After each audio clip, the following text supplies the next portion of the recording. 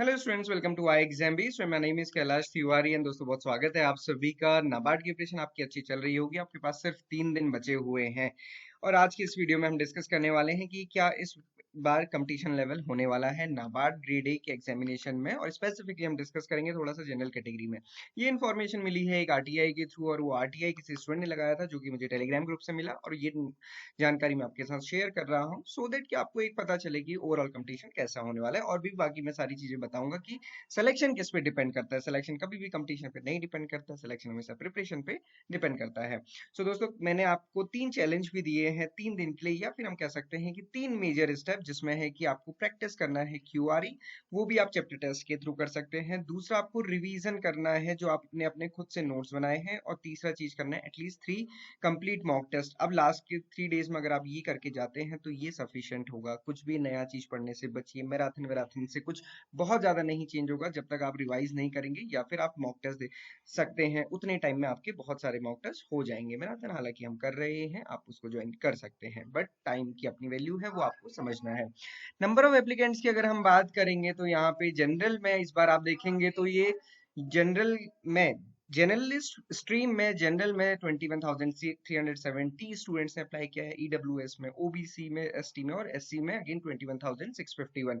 तो आप देखेंगे ये जितने भी स्टूडेंट्स हैं ये टोटल मिला के अराउंड 74,000 स्टूडेंट्स होते हैं। तो आप ये देख सकते हैं कि जनरल स्ट्रीम में इस बार जो स्टूडेंट्स हैं वो 74,000 हैं। वैकेंसीज भी अगर हम ओवरऑल देखेंगे तो वैकेंसीज अराउंड 160 हैं। ओके, वैकेंसीज लास्ट टाइम के बराबर हैं, बट कंपटीशन आपको जनरल में इस बार लास्ट ईयर के कंपैरिजन में ज्यादा दिखेगा। उसके क्या रीजन है ये आगे डिस्कस करेंगे।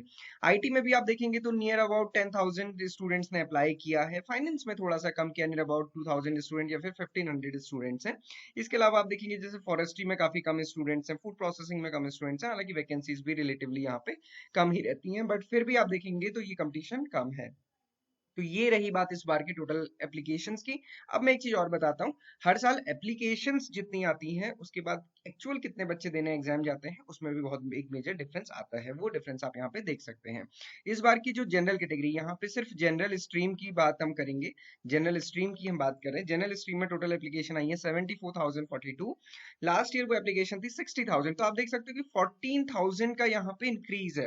अब मैं आपको इसके 2-3 रीजन बता देता हूँ, क्योंकि हम हमेशा कहते हैं कि कंपटीशन यहाँ पे डिक्रीज हो रहा है, तो फिर इस बार इतना बड़ा क्यों।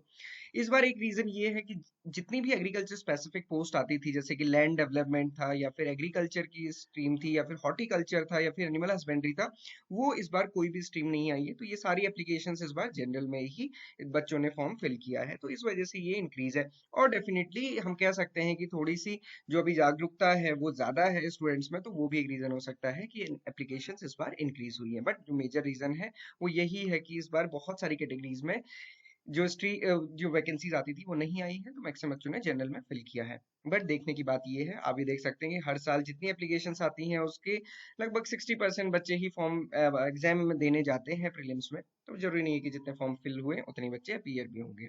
सो कंपटीशन में हमेशा कहता हूँ कि मेन से बिल्कुल कट थ्रोट वाला शुरू होता है। उससे पहले प्रीलिम्स में आप देखेंगे, अगर आप जैक ऑफ ऑल ट्रेड्स वाली अप्रोच पे चल रहे हैं तो आपका प्रीलिम्स क्लियर होना रिलेटिवली इजी होता है। क्योंकि कई बार मैंने देखा बहुत अच्छे अच्छे बच्चे, इनका ARD ESI GA बहुत अच्छा होता है, बहुत अच्छा स्कोर आता है, वो भी क्लियर नहीं कर पाते। क्यों? डिसीजन मेकिंग की वजह से या फिर कंप्यूटर अवेयरनेस की वजह से। सो उसको थोड़ा सा फोकस कीजिए। अभी भी 3 दिन बचे हैं, 3 दिन में भी आप बहुत सारी चीजें कर सकते हैं अगर आप मॉक टेस्ट देंगे तो। थोड़ा सा देखिए कि आप अपना टाइम कहाँ पे यूज कर रहे हैं। इसके अलावा जैसे मैंने आपसे कहा कि मैराथन वगैरह में टाइम कम वेस्ट कीजिएगा, क्योंकि आप देखेंगे यहाँ पे आपको 1000 क्वेश्चंस की मैराथन हमारे चैनल पे मिल जाएगी, बट आप ओवरऑल देख सकते हैं कि कितना आपका टाइम जाएगा। 2 आवर भी या फिर 1.5 आवर की भी अगर आप सारी मैराथन ये देखेंगे, सो अरे अराउंड आपको आप देख सकते हैं कि 24 आवर या फिर 30 आवर्स तो इन मैराथन को देखने के लिए चाहिए ही। बट आप इसमें अगर एमटीज करेंगे, फुल लेंथ मॉक टेस्ट करेंगे, तो वो आप काफी ज्यादा कर सकते हैं। 4 मॉक टेस्ट भी अगर आप कंप्लीट करते हैं तो आपको 8 आवर ही लगेंगे। सो थोड़ा सा अपनी टाइम की वैल्यू समझिए। बाकी हम तो मेहनत कर ही रहे हैं मैराथन में, जरूर ज्वाइन कीजिए। आपको उससे एक्सप्लेनेशन मिलेगा, समझने के लिए मिलेगा। क्योंकि अगर चीजें नहीं पढ़ी हैं तो फिर मॉक टेस्ट से फायदा नहीं होगा, फिर मैराथन से आपको फायदा हो सकता है। वो आपको खुद से डिसाइड करना है कि आपके लिए कौन सा ऑप्शन बेटर है। क्योंकि हम कह सकते हैं कि सारी ही चीजें आपके लिए अवेलेबल हैं, फ्री मैराथन भी और उसके साथ साथ फ्री 5 मॉक टेस्ट भी। तो ये मॉक टेस्ट जरूर अटेम्प्ट कीजिए। मॉक टेस्ट अटेम्प्ट करेंगे तो आपको सारे सेक्शंस का पता चलेगा और साथ ही साथ ये भी पता चलेगा कि कौन सा जो सब्जेक्ट है वो आपको पहले अटेम्प्ट करना है, किस कैसे आपको 120 मिनट्स में ही 200 क्वेश्चंस करने हैं, ये भी आपको पता चलेगा। So this is all about today. इस वीडियो के थ्रू आपको मतलब ऐसा कुछ भी नहीं है कि आपको घबराना है या डरना है, बट आपको रेडी रहना है अपने एग्जामिनेशन के लिए। और remember, you are the best. तो आपको बिल्कुल अपना 100% देना है और 3 डेज हैं उनको अच्छे से प्रिपेयर कीजिए बिना किसी टेंशन के। Thank you for watching this video and have a great day.